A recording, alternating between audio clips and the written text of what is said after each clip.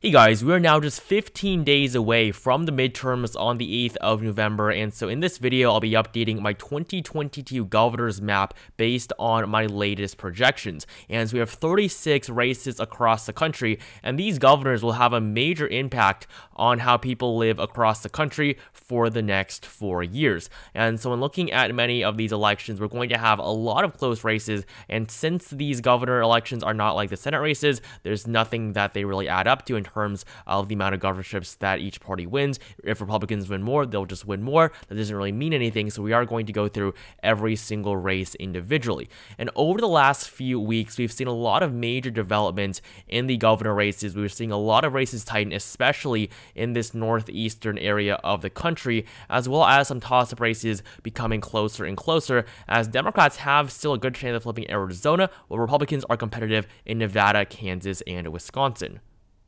And so we're just going to get right into it. Starting off with Oregon, we're going to move across the western half of the United States and then the northeastern region here along with the Midwest, and then finally we're going to finish with the South. So starting off with Oregon, Tina Kotek is running against Christine Drazan here. Betsy Johnson's polling numbers have dropped significantly over the last couple of months, and Tina Kotek I think is going to do better as long as Betsy Johnson does worse. Johnson is a liberal, she is a former Democrat, and she's taking a lot of votes away from the Democrat Kotek, and Democrats are struggling in this race because Kate Brown has just been a very unpopular governor over the last couple of years. I mean, just look at her margin in 2018. 2018 was a blue wave year, and she only won Oregon by 6.4%. And so this year, the election in Oregon is going to be very, very competitive, but as a solid blue state, it is still probably going to elect Tina Kotek. I don't think Christine Drazan is going to win this election, and I do have Oregon currently as a lean Democratic state.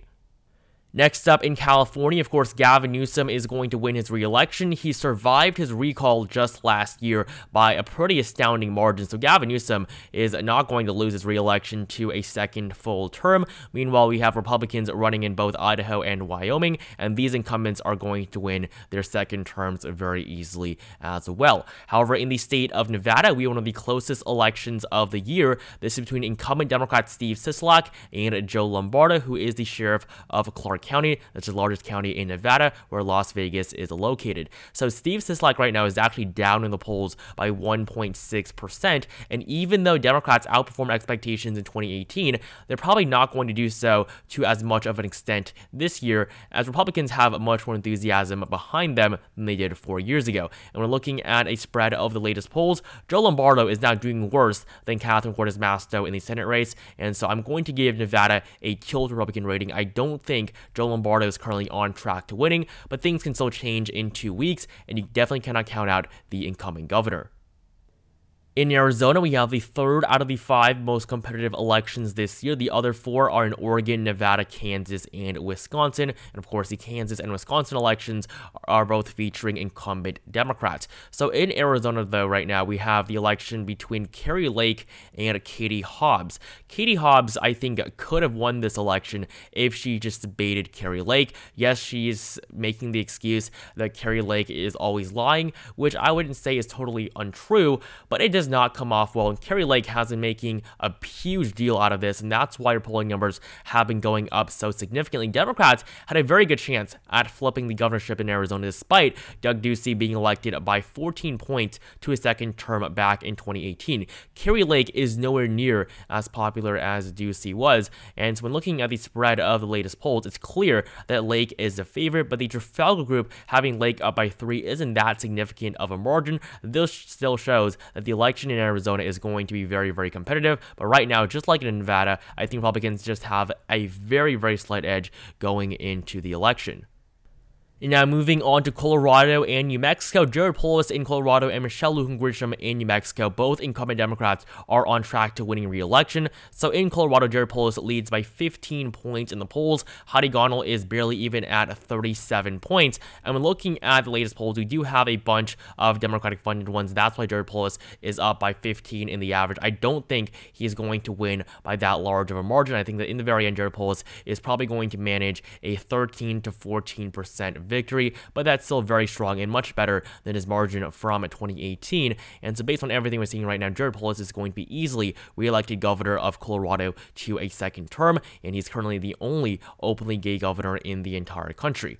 And moving on to New Mexico, we have the race between Michelle Lujan Grisham and Mark Ronchetti. Lujan Grisham was not always in the strong position that she is in right now. For a long time, it looked like she might actually lose her re-election despite winning by 14 points back in 2018. But since then, she has now sexual misconduct allegations put out against her, and she's really not that popular of a governor and not great of a candidate. Mark Ronchetti was a good choice by the GOP, but this race is starting to widen in terms of the margin for Grisham. And so with her up by 9 points, I do think she'll win by at least 5, but realistically, she's probably going to win by just 6 to 8 points. In the middle of the country, we have 5 elections, and so starting off with the top 2 in South Dakota and Nebraska, we're going to see solid margins for Kristi Noem and Jim Pillen. Kristi Noem is going to win her second term, while Jim Pillen is on track to winning his first. However, in Kansas, we have a much closer race between Laura Kelly and Derek Schmidt. Derek Schmidt is the current Attorney General of the state, while Laura Kelly is, of course, the incumbent Democratic governor. She was elected by 5 points in this solid red state against Chris Kobach back in 2018. Kobach was just too extreme on the right, and that's why even Kansas voters could not stomach him becoming the governor. However, 2018 is a very different year from 2022. If this race was held in the environment that we have right now, Chris Kobach probably would have won. And so with Derek Schmidt on the ballot as a much better candidate than Kobach was 4 years ago, Laura Kelly is very, very vulnerable. I think she still does have a very good chance at winning her re-election, but we really just don't have too much data for this race at all. We've only had one A-rated poll. This was from Emerson College, and yes, it's good for Kelly that she's up by 2 points, but honestly, it would not be surprising if Republicans outperformed expectations. In these solid red states, typically, Democrats are overestimated when polls are conducted, so I do have Kansas as a lean Republican state. I think that even though Laura Kelly is going to remain very, very competitive, at this point, it'll be very difficult for her to win a second term, just because Kansas voted for Republicans by such large margins in the past, and even though she won in 2018, 2018 is not 2022. However, on the flip side, we may see Democrats even winning in Oklahoma, as currently Joy Hoffmeister is only down by 1 point against Kevin Stitt in the polls, and these aren't exactly the worst polls. If you look at most of the polls released for this election, none of them have been from good pollsters, and when looking at these numbers, we saw that Kevin Stitt is behind now in the 3 most recent surveys, and honestly, I think that this election is going to be very interesting to follow in the coming weeks. Joy Hoffmeister is a former Republican and a very moderate Democrat, and so she does have appeal to voters in Oklahoma, especially against a governor that is not popular and did not win by a solid margin back in 2018, despite Donald Trump carrying every single county in the state in the last 2 presidential elections. And so at this point, I have Oklahoma as barely a likely Republican state. I think that Kevin Stitt is going to win by just over 5 points, and so it's not going to be double digits. It's going to be a very close race, but Joy Hoffmeister is definitely making an impact. Next up, in Texas, Beto O'Rourke simply doesn't have the support to win against Greg Abbott. He just does not have the votes. Abbott won by 14 points in 2018, and now he's going to win his 3rd term. I don't think he's going to win by double digits, but it will be something near that. I think an 8 to 9% margin is definitely within the realm of possibility. So Lone Star State is going to be likely Republican, with Greg Abbott heavily favored over Beto O'Rourke.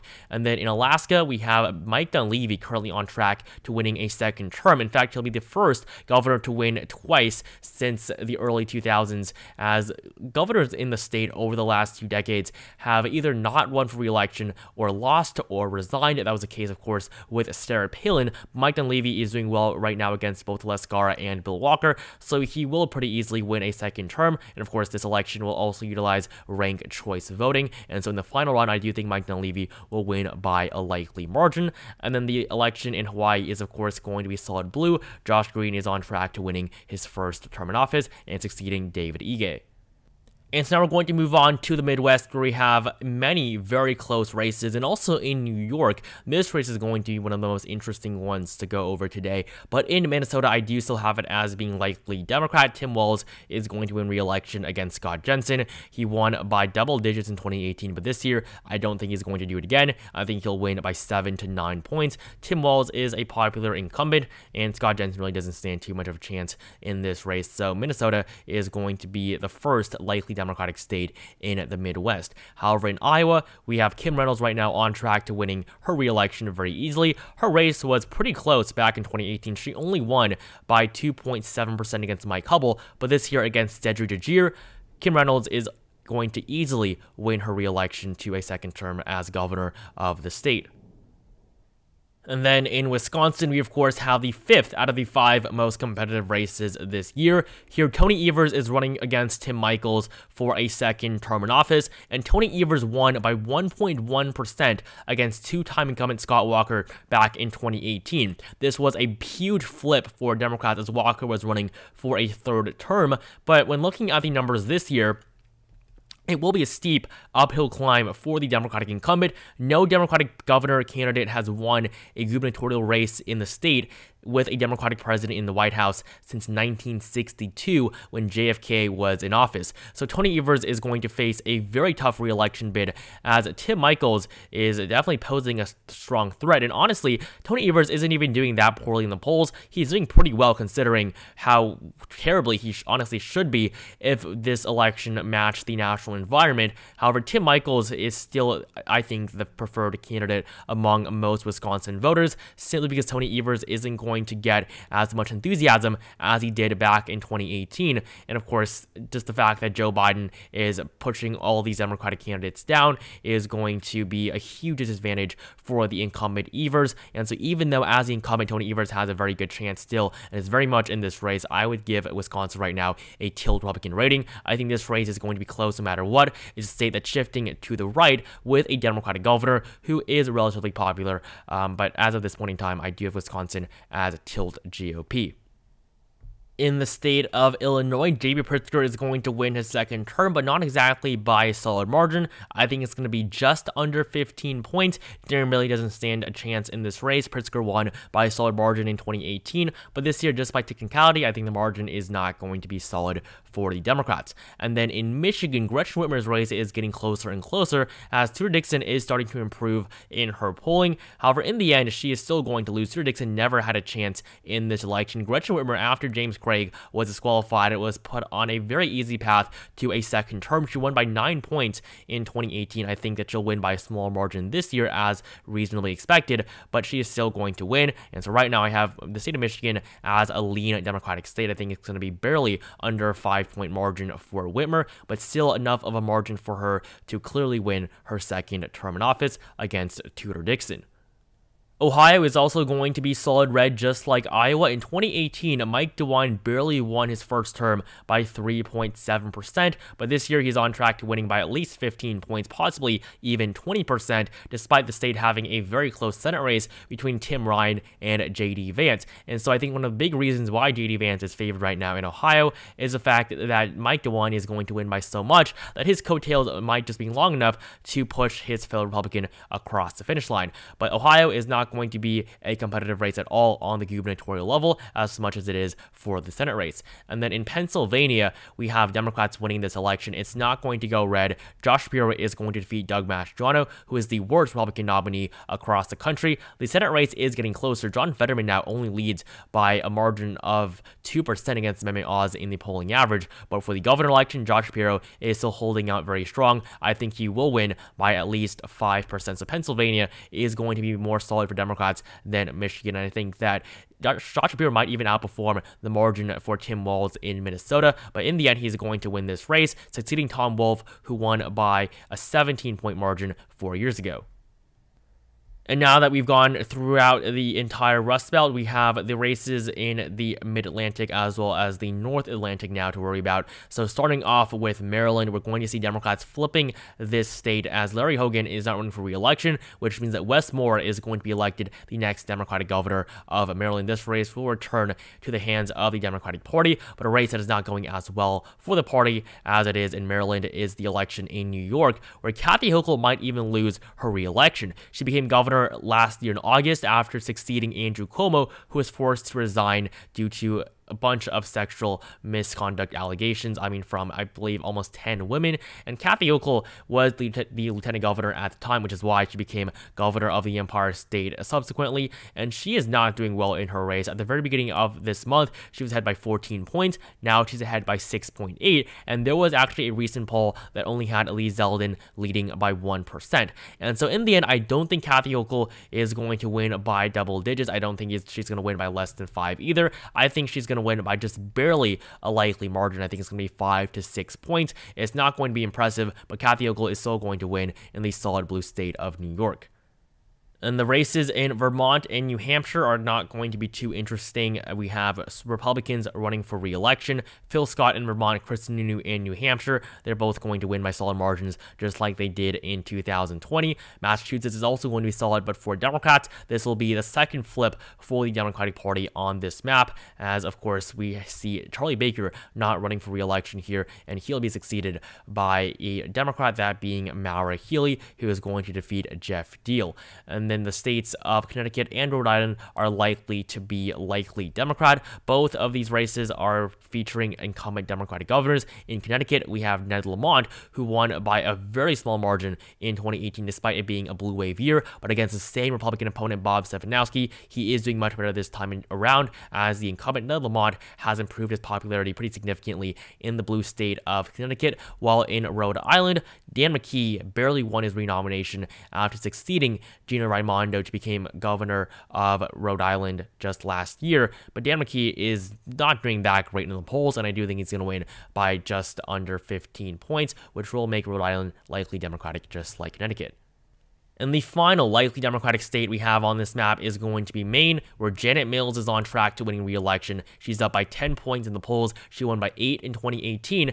Even though this year she is running against Paul LePage, she is actually doing better. LePage is a former two-term governor of the state of Maine. However, when you do look at his elections, they really weren't that impressive. He won in 2010 and 2014. Both years were huge red wave election years. And then in 2010, when he won his first term, he only carried 37% of the vote, as the Liberals split their support. So Paul LePage really benefited from there being multiple candidates in his two elections, but this year there are only two, and the other candidate besides LePage is of course the incumbent governor Janet Mills, who is going to win re-election by a likely margin.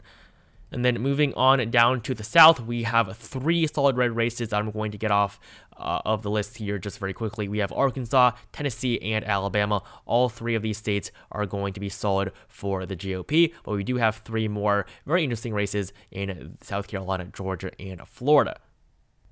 And so in South Carolina, Henry McMaster, who was reelected by 8 points in 2018, is on track to winning his second full term in office. He took office in early 2017 after Nikki Haley resigned to become Trump's ambassador to the UN. But McMaster is going to win now for a second time, but probably not by a solid margin this time either. He's only up by single digits according to the latest polls. Joe Cunningham is running a strong campaign against the incumbent Republican, but the GOP is going to hold onto this governorship, as McMaster is on track to winning for a second time. And then in Georgia, we have a likely Republican rating here as well, where Brian Kemp is going to defeat Stacey Abrams. This race was decided by a 1.4% margin last time. Abrams came very close to defeating the Republican nominee at the time. Now Kemp is the incumbent Republican governor, and in his quest for re-election, he is doing much better than he was 4 years ago. He's basically led in every single poll ever released for this race over the last 2 years. Stacey Abrams was the presumptive Democratic nominee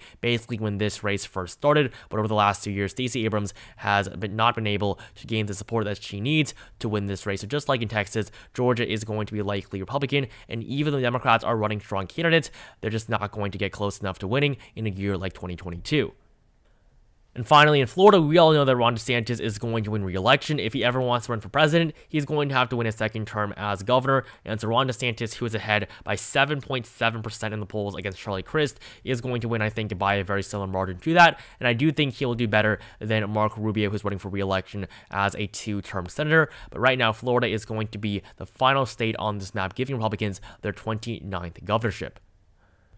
And so this is the 2022 governor's map based on my latest projections. We definitely have a lot of tightening races here in the Midwest as well as the North Atlantic, but Democrats are going to come out in most of these elections, where Republicans do have the edge right now in Wisconsin, Arizona, and Nevada, but these races could still go the other way, as we do have two very crucial weeks remaining. Kansas, I think, is lost right now for Laura Kelly, but we'll just have to wait and see what happens. Hopefully, we get more polling data for this election, and I might adjust my rating accordingly. But in Oregon, I think Democrats are going to win. I don't think Christine Drazan is going to defeat Tina Kotek, but overall, this will be a gain for Republicans of just one governorship, as Democrats do flip Maryland and Massachusetts. And so when compared to 2021, Democrats will have lost just one governor in terms of the net loss that they will see, with them losing governorships in Wisconsin, Arizona, and Nevada, while of course they gain in, like I said before, Maryland and Massachusetts. And honestly, this is really not that bad for the Democratic Party. They should not be expecting too many gains